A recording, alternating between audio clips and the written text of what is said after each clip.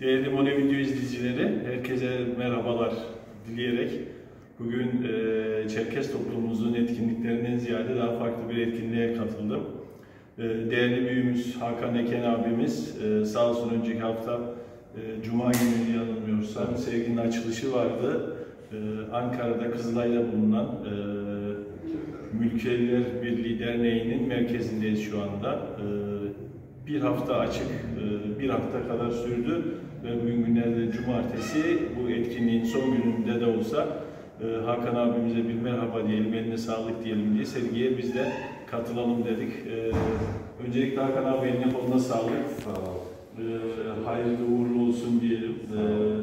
İlk sergin miydi bu abi? Onu sormak istiyorum öncelikle. İlk değil ama kişisel sergi olarak ilk sayabiliriz. Yani 4 sene önce bir tane daha vardı ama o kara kalem sergiydi. Bu yağlı boya ilk kişisel sergi oldu. Bu etkinliği, bu sergi yaşarken bir amacı var mıydı abi? Onu da sorayım. Yani şöyle, içinde bulunduğumuz yıllar geçmişle bugünün bağlarının kaybolmaya başladığı bir dönem. Kurumsal olarak, bireysel olarak hafızalar zayıfladı, siliniyor. Ben bu anlamda bir bağ kurmak istedim resim yoluyla. Ben bir mülkiyeli olarak sadece kendi okuluma, işte bürokrasiye değil, sanata, edebiyata katkıda bulunmuş olan mülkiyeleri de almak, akademisyen olarak, hatta aktivist olarak onları birleştiren, yaklaşık 150 yıllık tarihteki önemli olayları bir araya getiren bir sergi olsun. İnsanlar da şu ortamda bir araya gelmek için bir fırsat yakalasınlar istedim. Evet, belirttiğiniz gibi aslında yaklaşık 1,5 senedir dünya etkisini alan bir illetle mücadele ediyoruz ve insanlar artık dışarı çıkamıyorlar. Bu şekilde etkinliklerde vesile oluyor, doğru söylemek gerekirse. Peki katılım nasıldı, izlenimler nasıldı? Bunu değerlendirmeni istesem.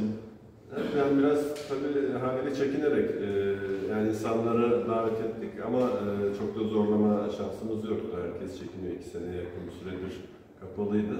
Ama bu şartlarda yine çok güzel bir katılım oldu. Hem bizim Mülkiye Camiası'ndan hem diğer üniversitelerden hem de bizim toplumdan çok sayıda katılan oldu. Ben 20 yıldır neredeyse görmediğim arkadaşlarımı gördüm. Diğer arkadaşlar da bir araya geldiler. Özellikle o birleşme, bir araya gelme sonucu ortaya çıkan sohbetler en büyük kazanımdı benim açımdan. Onu yaşadık. Son güne kadar da böyle devam etti. Bu da bir dahaki sergiler için cesaretlendirdi. Peki. Son olarak şimdi değerli izleyenler arkada resmi bulunuyor. Zannedersem değerli bir konuk da açılışa katılmış Ayla Hanım. Evet, Ayla Kutlu.